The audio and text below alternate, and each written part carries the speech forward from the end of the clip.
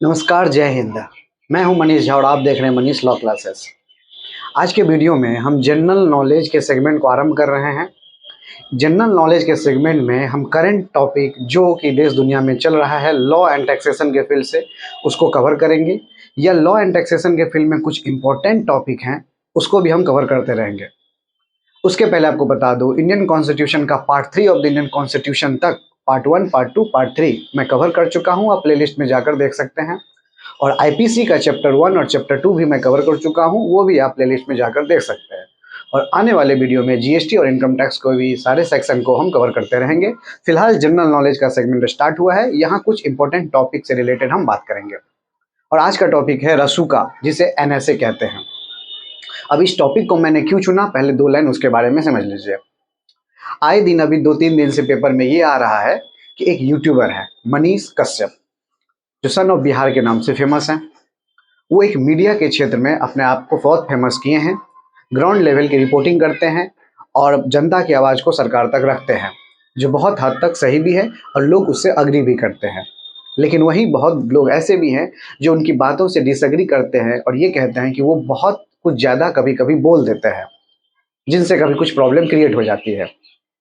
तो उन पे ये आरोप है कि वो तमिलनाडु में जो बिहार के माइग्रेंट लेबर है, उन्हें ये बताया गया है कि तमिलनाडु में जो बिहार के माइग्रेंट लेबर हैं, प्रवासी मजदूर हैं, उन्हें वहाँ के लोग मारा पीटा जा रहा है। ऐसा वो अपने वीडियो के थ्रू स्प्रेड किए हैं, फैलाए हैं। अब ये किस हद तक सही है, किस हद तक गलत है, ये इसकी जांच चल रही है। लेकिन सबसे बड़ा इसमें रिजल्ट ये आया है कि इनके ऊपर तमिलनाडु पुलिस ने रसूका कानून लगा दिया है, एनएसए एक्ट लगा दिया है। तो बहुत लोगों के मन में ये क्वेश्चन है कि रसूका होता क्या है, एनएसए क्यों होता है, क्या एक यूट्यूबर के ऊपर लग सकता है, क्या एक आम आदमी के ऊपर लग सकता है, कब लगता है, क्यों लगता है, कैसे लगता है। हमने सोचा चलो इसी के ऊपर एक वीडियो बना दें, ताकि बहुत सारे लोगों के डाउट भी क्लियर हो सके। और एक आम आदमी से लेकर किसी भी सिटीजन, चाहे किसी लॉ स्टूडेंट हो या कोई भी सिटीजन हो, भारत के कानून का जानने का अधिकार सबको है और समझ होनी भी चाहिए। तो चलिए इसी के बारे में हम बात करते हैं। तो देखिए, रसूका जो short form of Hindi version है, रसूका, रा मतलब होता है राष्ट्रीय, सु मतलब सुरक्षा, का मतलब कानून। राष्ट्रीय सुरक्षा कानून, जिसे इंग्लिश में आप कन्वर्ट करेंगे तो राष्ट्रीय मतलब नेशनल, सुरक्षा मतलब सिक्योरिटी, कानून मतलब एक्ट, नेशनल सिक्योरिटी एक्ट, जिसे शॉर्ट फॉर्म में कहा जाता है एनएसए। ये 27 दिसंबर 1980 को, 27 दिसंबर 1980 को पारित हुआ था पार्लियामेंट के थ्रू, और with the consent of president ये एक्ट इनेक्ट हो गया था। उस वक्त के 6 प्रेसिडेंट थे नीलम संजीवा रेड्डी, और उस वक्त के 3rd पीएम थे इंदिरा गांधी। तो इंदिरा गांधी गवर्नमेंट के अंदर 6 प्रेसिडेंट जो नीलम संजीवा रेड्डी थे, इनके कर कलमों से ये पारित हो गया था और देश को सौंप दिया गया था। ये चलते आ रहा था ब्रिटिश के टाइम से, कुछ संशोधन, कुछ अमेंडमेंट करने के बाद इस चीज को इनेक्ट कर दिया गया था। यहाँ से आप 2 बातों को याद रखिए। अगर 6 प्रेसिडेंट नीलम संजीवा रेड्डी थे तो first president doctor Rajendra Prasad थे। 3rd पीएम अगर इंदिरा गांधी थे तो फर्स्ट पीएम पंडित जवाहरलाल नेहरू थे। यहीं से करंट सिनारियो को भी याद रखिए। अगर 6 प्रेसिडेंट नीलम संजीवा रेड्डी थे तो अभी के 15वें president, 15th president Shrimati Droupadi Murmu ji हैं। और 3rd पीएम अगर इंदिरा गांधी थे तो अभी के 14th पीएम श्री नरेंद्र दामोदर दास मोदी जी हैं। समझ गया? चलिए, नेशनल सिक्योरिटी एक्ट जो राष्ट्रीय सुरक्षा कानून है, रसूका या एनएसए, इसका पर्पस क्या था? इसका पर्पस था कि to prevent from committing an act that would threat to the public order and national security. मतलब कोई व्यक्ति अगर कोई ऐसा काम करता है जिससे ये प्रतीत हो कि उसका कार्य करने से राष्ट्रीय सुरक्षा या सामाजिक सुरक्षा या सार्वजनिक व्यवस्था या राष्ट्रीय सुरक्षा में प्रॉब्लम क्रिएट हो सके, उसका काम राष्ट्रीय सुरक्षा या सामाजिक सुरक्षा में प्रॉब्लम क्रिएट कर सके, लोगों में भगदड़ मच सके, लोगों का माइंड चेंज हो, लोग लड़ाई झगड़ा कर सके, कुछ ऐसा प्रॉब्लम डिफरेंशिएट पैदा कर सके, अगर ये सब काम होता है उस आदमी के कार्य करने से, तो उस आदमी को अरेस्ट कर लो विदाउट ट्रायल और विदाउट ट्रायल, मैंने बिना जांच किए उसको हम on ground of suspicious ground पे हम उसे अरेस्ट कर सकते हैं। ऐसा पावर दिया गया किसको? Central government, state government, DM या सीपी को। सेंट्रल गवर्नमेंट मतलब केंद्रीय सरकार को, स्टेट गवर्नमेंट मतलब राज्य सरकार को, डीएम मतलब डिस्ट्रिक्ट मजिस्ट्रेट, और सीपी मतलब कमिश्नर ऑफ पुलिस। और इनके केस में commissioner of police of Tamil Nadu, ये इनके ऊपर एनएसए एक्ट इम्पोज किया गया है। अब देखिए, अरेस्ट करते ही लोगों के पास, एक आम आदमी के पास 2 तरह के डिटेंशन होते हैं। अरेस्ट 2 तरीके से किया जाता है, एक होता है प्यूनिटिव डिटेंशन, एक होता है प्रिवेंटिव डिटेंशन। प्यूनिटिव डिटेंशन मतलब एक ऑर्डिनरी लॉ, मान लीजिए कोई एक ऑफेंस किया है, उसके ऊपर आईपीसी का धारा कोई भी चार्ज होगा। मान लीजिए कोई एक ऑफेंस किया, हम पकड़ते हैं आईपीसी में सेक्शन 1 से लेकर 511 तक है। हमने पकड़ा कि 511 नंबर जो सेक्शन है, जो कमिटिंग एन ऑफेंस के बारे में बात करता है, उसके अंदर किसी एक ऑर्डिनरी पर्सन को अरेस्ट कर लिया गया है। तो अरेस्ट करते ही पुलिस उसे पहले अपने थाने ले जाएगी। साथ ही साथ उस पर्सन के पास ये राइट है, अधिकार है कि वो अपने अरेस्ट का ग्राउंड पूछे कि मुझे किस ग्राउंड पे अरेस्ट किया गया है। साथ ही साथ उसे advocate, legal practitioner, legal higher, legal consultant को मिलना दिया जाए, हायर करने का, जैसे जिसे हम एडवोकेट कहते हैं, हायर करने का परमिशन मिलना चाहिए, वो उसका अधिकार है। और साथ ही साथ 24 घंटा के अंदर उसे मजिस्ट्रेट के सामने प्रेजेंट करने का भी अधिकार है। अगर ये चीज़ उनके साथ नहीं होता है तो ऑर्डिनरी लॉ के हिसाब से उस पर्सन के साथ ये भेदभाव हो रहा है, उसका अधिकार को छीना जा रहा है, और वो उसका फंडामेंटल राइट है, कोई छीन नहीं सकता है। यही fundamental right part 3 of the Indian constitution में दिया गया है, जो कि संविधान का बैकबोन है। Article 19 backbone of the Indian constitution और article 32 heart and soul of the Indian constitution कहा जाता है, जिसे पार्ट 3 को पूरा मैग्ना कार्टा भी कहा जाता है। मेरे हिसाब से लॉ स्टूडेंट तो इंडियन कॉन्स्टिट्यूशन या आईपीसी या लॉ के रिलेटेड चीज़ पढ़ते ही हैं। हर इंडियन सिटीजन को part 3 of the Indian constitution, जो फंडामेंटल राइट है, वो जरूर पढ़ना चाहिए। आर्टिकल 12 से लेकर आर्टिकल 35 तक मैं कवर भी कर चुका हूँ, आप डिटेल वहाँ भी देख सकते हैं या किसी भी बुक से आप पढ़ सकते हैं। ये आपके लिए बहुत ज़रूरी है, क्योंकि किसी भी केस में जब कोई भी प्रॉब्लम आती है तो आपको यही फंडामेंटल राइट आपका बचाव है, ये आपको बचाती है। तो इसको जरूर पढ़ें, जरूर जानें। इस केस में मान लीजिए जब अरेस्ट होती है तो आर्टिकल 22 में 7 क्लॉजेज है। तो आर्टिकल 22 के पहले 3 क्लॉज एक ऑर्डिनरी लॉ में एक पर्सन को ये राइट देता है कि आप किस ग्राउंड पे अरेस्ट किए हैं ये पुलिस से पूछिए, आप एडवोकेट हायर करने के लिए परमिशन लीजिए, और आपको 24 घंटे के अंदर मजिस्ट्रेट के पास प्रेजेंट करने की भी राइट है। विद इन 24 आवर उन्हें प्रेजेंट करना चाहिए। इस 24 आवर में ट्रांसपोर्टेशन एक्सक्लूड है, ट्रांसपोर्ट का जो टाइम लगेगा वो अलग से। अगर ये चीज़ नहीं होता है तो वो फंडामेंटल राइट का उल्लंघन होता है, समझ गए। और मान लीजिए जब ये चीज़ होता है उसके बाद जब वो अपना मजिस्ट्रेट के पास जाते हैं, वो बेल का रिक्वेस्ट करते हैं, मुझे बेल चाहिए, और मैं जब उन्हें बेल मिल जाती है, जमानत मिल जाती है, तो जमानत मतलब ये नहीं होता है कि रिहा हो गए, अक्विट हो गए। जमानत मतलब कि आपको बरी किया जाता है, जमानत दिया जाता है, ताकि आप अपने डॉक्यूमेंट, ताकि आप अपने एविडेंस, ताकि अपने आई विटनेस को कलेक्ट कीजिए, और जब हम एक डेट देंगे हियरिंग का, आप प्रेजेंट कीजिए सारे डॉक्यूमेंट के साथ, सारे एविडेंस के साथ, और अपने गुनाह को बेगुनाह साबित कीजिए। आप इनोसेंट है ये प्रूव कीजिए। तो ये एक ऑर्डिनरी लॉ में है। और मान लीजिए नहीं साबित कर पाए तो फिर उनके पास आफ्टर ट्रायल के बाद उनके पास जांच होती है, और ट्रायल के बाद उन्हें कस्टडी में ले लिया जाता है। ये है एक ऑर्डिनरी लॉ।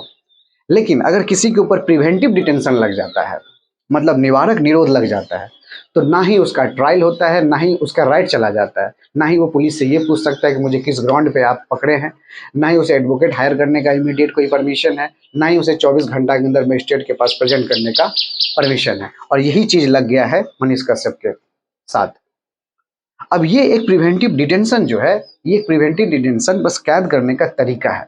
इसके अंदर जो कानून लगता है वो सिर्फ एक्ट लगता है। जैसे मैंने क्या कहा, ऑर्डिनरी लॉ जो प्यूनिटिव डिटेंशन होता है, इसके अंदर अगर कोई अपराध होता है तो ये तो तरीका बस अरेस्ट करने का। प्यूनिटिव डिटेंशन के अंदर कोई सेक्शन इम्पोज किया जाता है कि इस धारा के अंदर इन्होंने ये गुनाह किया है, इनको सजा मिलेगी। लेकिन इस प्रिवेंटिव डिटेंशन के अंदर पूरा का पूरा एक एक्ट लग जाता है, जैसे NSA act, smuggling act, black marketing act, आपका स्मगलिंग एक्ट, फिर आपका ड्रगिस्ट एक्ट, ये सारे एक्ट हैं, ये सारे एक्ट लग जाते हैं किसी भी पर्सन के लिए कि उसके ऊपर अगर एक सेक्शन लगता है तो उसका इमेज खराब हो जाता है। और मान लीजिए जब उसके ऊपर कोई बड़ा सा ही एक्ट लग जाए, पूरा का पूरा एक एक्ट लग जाए, अब इस एक्ट के अंदर, एनएसए एक्ट के अंदर 17-18 सेक्शन है, पूरा का पूरा जब एक्ट लग जाता है तो उसका करियर भी खराब होने का संभावना होता है। और इसमें बहुत सारे प्रॉब्लम क्रिएट होते हैं। जैसे इसमें 3 मंथ तक कस्टडी में रख सकते हैं विदाउट ट्रायल, जांच पड़ताल करने के लिए कि ऐसा उन्होंने क्यों किया, क्या कारण था जो उन्हें यह करना पड़ा, क्यों ऐसा माहौल पैदा किया। ये 3 मंथ तक विदाउट ट्रायल सस्पिशियस ग्राउंड पे रख सकते हैं। और अगर उन्हें ज़रूरत पड़ी कि हम इनसे और पूछेंगे तो वो एडवाइजरी बोर्ड में अपील करेंगे। एडवाइजरी बोर्ड होते हैं हाई कोर्ट के जज। एडवाइजरी बोर्ड में अपील करके उस टेन्योर को 12 मंथ तक कर सकते हैं, जो मैक्सिमम है एनएसए एक्ट में। अब एडवाइजरी बोर्ड को जब लगेगा कि ये सही है तभी वो डेट एक्सटेंड करने की अनुमति देते हैं, अन्यथा नहीं। लेकिन 3 मंथ और 12 मंथ का समय देख रहे हैं, विदाउट ट्रायल उन्हें रखा जाता है। लेकिन उन्हें बाद में आर्टिकल 22(5) क्लॉज के थ्रू और आर्टिकल 25 क्लॉज के थ्रू उन्हें ये बाद में इन्फॉर्म कर दिया जाता है कि आपको किस ग्राउंड पे हमने पकड़ा है और आप अपने एडवोकेट हायर कर सकते हैं, परमिशन हम आपको देख रहे हैं। बाद में कुछ दिन बाद, इमीडिएट नहीं, इमीडिएट होता है ऑर्डिनरी लॉ में। तो ये है प्रिवेंटिव डिटेंशन, निवारक निरोध। इसके अंदर बहुत सारे एक्ट है, उसी एक्ट में से एक एक्ट है एनएसए। अब इसका आप बोलेंगे बचाव क्या है, तो इसका बचाव है आर्टिकल 32, जो मैंने आपको भी बताया था कि आर्टिकल 12 से लेकर आर्टिकल 35 तक, 12 से 35 तक part 3 of the Indian constitution, जिसे मैग्ना कार्टा कहा जाता है, और उसी में आर्टिकल 32 है जिसे heart and soul of the Indian constitution से बाबा साहेब अम्बेडकर, डॉक्टर भीमराव अम्बेडकर ने रिप्रेजेंट किया था कि किसी भी परिस्थिति में अगर एक व्यक्ति के साथ कोई भी उसका मूल अधिकार को हनन करता है, छीनता है, डिप्राइव करता है, तो वो डायरेक्ट सुप्रीम कोर्ट का दरवाजा खटखटा सकता है, नॉक कर सकता है। किसी ऑर्डिनरी केस में डायरेक्ट लोग सुप्रीम कोर्ट नहीं जाते हैं, अनुमति ही नहीं है। पहले लोअर कोर्ट डिसीजन लेंगे, फिर उनसे वो सेटिस्फाई नहीं हुए तो फिर अपर कोर्ट में जाएंगे, फिर जाके सुप्रीम कोर्ट में अपील करेंगे। लेकिन फंडामेंटल राइट में अगर किसी तरह की प्रॉब्लम आए तो आदमी डायरेक्ट सुप्रीम कोर्ट जाता है या डायरेक्ट हाई कोर्ट जा सकता है। आर्टिकल 32 देता है डायरेक्ट सुप्रीम कोर्ट जाने का पावर, और आर्टिकल 226 देता है हाई कोर्ट जाने का पावर। इस चीज को याद रखें। इसलिए कहता हूँ part 3 of the Indian constitution हर एक सिटीजन को पढ़ना चाहिए, चाहे किसी के वीडियो से हो, किसी के बुक से हो, लेकिन पढ़ना जरूर चाहिए, ये उसके अधिकार को बताता है। तो इसका सेफ गार्ड है आर्टिकल 32, और इनके केस में भी यही हुआ है। आर्टिकल 32 का यूज करके आज उनका सुनवाई होने वाला है, और हमारे देश के जो अभी ऑनरेबल CJI हैं, chief justice of India, DY Chandrachud, उनके बेंच जो जज के बेंच है वो सुनवाई करेंगे। हम लोग यही आशा कर सकते हैं कि होप फॉर बेस्ट, किसी इनोसेंट के साथ कुछ गलत ना हो। ठीक है, तो अब ये तो समझ गए। अब आर्टिकल 32 में यूज करने का 5 रिट भी है। 5 रिट के थ्रू सुप्रीम कोर्ट ये आदेश निकालता है। 5 रिट की मदद से सुप्रीम कोर्ट ये ऑर्डर निकालता है, सेफ गार्ड निकालता है। तो वो 5 रिट क्या है, ये आम आदमी को भी जान लेना चाहिए। 5 रिट है। पहला हिट का नाम है हेवस कॉर्पस, जिसका मतलब होता है बंदी प्रत्यक्षीकरण। किसी का बॉडी मिल नहीं रहा है, चाहे वो पब्लिक अथॉरिटी कहीं गुम कर दिया है, या पब्लिक सर्वेंट गुम कर दिया है, या आप किसी का नेबर गुम कर दिया है। अगर आदमी को डाउट है कि ये पर्सन ऐसा काम कर सकता है, तो वो डायरेक्ट सुप्रीम कोर्ट में ही याचिका लगाएगा कि अंडर हेवस कॉर्पस मुझे अपने जो बंदे हैं बॉडी के साथ प्रेजेंट करने की अनुमति दीजिए, उनके सामने आप हियरिंग कीजिए। सुप्रीम कोर्ट उस वक्त उस बंदे को ऑर्डर देंगे कि आप बॉडी को इमीडिएट प्रेजेंट कीजिए, हम उनके सामने हियरिंग करेंगे। और सुप्रीम कोर्ट का ऑर्डर कोई टालता नहीं है। तो पहला रिट था हेवस कॉर्पस, जो कि पब्लिक अथॉरिटी, पब्लिक सर्वेंट या किसी भी कॉमन मैन के विरुद्ध लागू कर सकता है सुप्रीम कोर्ट। दूसरा है मैंडेमस। मैंडेमस का मतलब होता है परमादेश। सुप्रीम कोर्ट किसी भी पब्लिक अथॉरिटी या पब्लिक सर्वेंट के ऊपर ये मैंडेमस रिट का यूज करके उन्हें ये पूछ सकती है कि आप अपना काम सही से क्यों नहीं कर रहे हैं, उसमें आदेश जारी कर सकती है, कमांड दे सकती है कि काम सही से कीजिए। तीसरा है कोवेरेंटो, मतलब अधिकार पक्ष। मतलब सुप्रीम कोर्ट किसी पब्लिक अथॉरिटी या किसी पब्लिक सर्वेंट से ये पूछ सकती है कि आप किस अधिकार के थ्रू, किस रिस्पॉन्सिबिलिटी के थ्रू ये काम किया। जिसका मैंने आपको एग्जाम्पल बताया था जब part 3 of the Indian constitution बताया था कि मान लीजिए कि आप ट्रैफिक नियम को के थ्रू अगर जा रहे हैं, तो अगर कोई चालान काटता है तो ASI रैंक के अधिकारी ही आपका चालान काट सकते हैं, जिनके पास 1 स्टार हो। कोई ट्रैफिक पुलिस या कोई ट्रैफिक पुलिस जिन्हें सिविक वॉलेंटियर होते हैं वो नहीं काट सकते हैं। तो अधिकार के हिसाब से काम करना पड़ता है, नहीं तो किसी का काम कोई भी करने लगेगा। और चौथा है प्रोहिबिशन। प्रोहिबिशन होता है स्टे ऑर्डर लगा देना, रोक लगा देना। सुप्रीम कोर्ट लोअर कोर्ट पे ऑर्डर लगा देती है, या हाई कोर्ट लोअर कोर्ट पे ये ऑर्डर लगा देती है, स्टे ऑर्डर, कि ये आपका जुरिडिक्शन का मैटर नहीं है, आप दूसरी जुरिडिक्शन को सौंप दीजिए। और उसके साथ है 5वां सरसरी, वो भी रोक लगाने का काम करती है। लेकिन ये रोक होता है कि मान लीजिए कोई फाइल अटक गया है, कोई केस अटक गया है जो कि बहुत पजल है, सॉल्व नहीं हो रहा है इस कोर्ट में, या बहुत सारा बर्डन है, तो आप उस केस को मूव ऑन कर दीजिए अपर कोर्ट में, वहाँ वो सॉल्व हो जाएगा। तो इस 5 रिट जो एक फंडामेंटल राइट किसी पर्सन को दिया जाता है कि आप इस रिट का यूज करके आर्टिकल 32 में जाके अपने बातों को रख सकते हैं अगर मौलिक अधिकार का हनन होता है। तो आप अगर लॉ फील्ड से हैं तो इस NSA एक्ट्स को जो प्रिवेंटिव डिटेंशन के अंदर आता है, आप इन 4-5 केस को जरूर रीड करें। जो Amritpal Singh versus state of Punjab, जो रिसेंट में ही अमृतपाल सिंह के ऊपर NSA लगा है, उसके ऊपर। फिर Suraj Singh versus state of Maharashtra, रघुवीर Singh versus state of Bihar, और एक आपका Khatuna Begum versus union of India. और अगर आप ऑर्डिनरी सिटीजन है तो इसके ऊपर जानना नहीं है, बस आप NSA एक्ट को समझिए। हम एक बार रिवीजन करते हैं, चलिए बात को समझिए। राष्ट्रीय सुरक्षा कानून, जिसे हिंदी में रासुका कहते हैं और इंग्लिश में एनएसए, नेशनल सिक्योरिटी एक्ट, जो कि 27 दिसंबर 1980 को पार्लियामेंट के थ्रू कमेंस हो गया था with the consent of president की सहमति के साथ इस एक्ट को इनेक्ट कर दिया गया था, लागू कर दिया गया था। इनका पर्पस था कि कोई पर्सन अगर ऐसा काम करता है जिससे ये प्रतीत हो कि उसके कार्य करने से देश हित में या समाज हित में कुछ उपद्रव हो सकता है, कुछ गड़बड़ी हो सकता है, कुछ डिफरेंशिएट पैदा हो सकता है, माहौल खराब हो सकता है, उस पर्सन को on the ground of suspicious बस उन्हें अरेस्ट कर लो विदाउट ट्रायल। फिर मैंने बताया था कि ये पावर दिया गया है 4 लोगों को, central government, state government, DM या सीपी, कमिश्नर ऑफ पुलिस। फिर मैंने बताया था डिटेंशन अगर करते हैं तो डिटेंशन 2 तरह के होते हैं। एक होते हैं ऑर्डिनरी लॉ में, जिसमें आईपीसी की धाराएं लगती है। एक होते हैं प्रिवेंटिव डिटेंशन, जिसमें एक्ट लग जाते हैं। वो बड़ा एक बात होता है एक्ट लग जाना। जैसे एनएसए एक्ट होता है, स्मगलिंग एक्ट होता है, नार्कोटिक ड्रग्स रिलेटेड होता है, स्मगलिंग का होता है, ब्लैक मार्केटिंग का होता है, फिर फॉरेन एक्सचेंज के रिलेटेड होता है। ये सारे एक्ट लग जाते हैं। उस एक्ट में बहुत सारे कानून होते हैं। उस एक्ट के लगने से क्या होता है, at the time of arrest उसका जो राइट है पर्सन का वो छीन जाता है। कॉमन मैन का जो राइट होता है अरेस्ट के वक्त कि वो अपना अरेस्ट का ग्राउंड पूछ सकता है, एडवोकेट हायर करने का परमिशन है, 24 घंटा के अंदर मजिस्ट्रेट के पास जाने का अनुमति है, उसे फिर बेल मिल जाता है, फिर अपने चीज़ों को, डॉक्यूमेंट को, एविडेंस को सबमिट करके वो अपना अक्विट या इनोसेंट का प्रूफ दे सकता है। लेकिन इसमें ऐसा नहीं होता है। इसमें क्या होता है, बहुत सारे जांच चलते हैं, बहुत सारे क्वेश्चन अराइज हो जाते हैं और इसमें 3 मंथ तक क्वेश्चन पूछे जाते हैं, ट्रायल चलते रहते हैं। फिर कुछ दिनों बाद उनको ग्राउंड के बारे में बता दिया जाता है कि आप किस ग्राउंड पे आपको अरेस्ट किए हैं और आपके ऊपर क्या एक्ट लगा है। फिर अगर मान लीजिए उनको लगा कि ये पब्लिक इंटरेस्ट में बताना चाहिए तो बताएंगे, नहीं बताना चाहिए तो नहीं बताएंगे। उन्होंने बताया तभी हमें और आपको पता है कि उनके ऊपर एनएसए है। इसमें मिनिमम 3 मंथ तक रख सकते हैं और एडवाइजरी बोर्ड से परमिशन लेके 12 मंथ भी हो सकता है। एडवाइजरी बोर्ड होते हैं हाई कोर्ट के जज।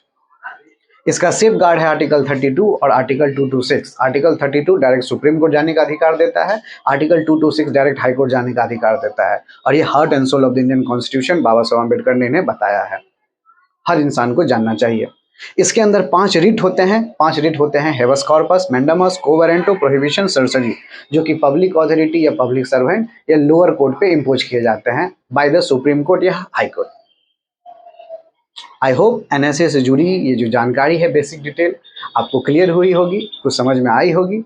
फिर भी अगर आपके पास कोई डाउट है तो please let me know in the comment box. मिलते हैं आपके साथ नेक्स्ट वीडियो में। टिल दिन जय हिंद, पढ़ते रहिए और समझते रहिए एंड थैंक्स फॉर वॉचिंग।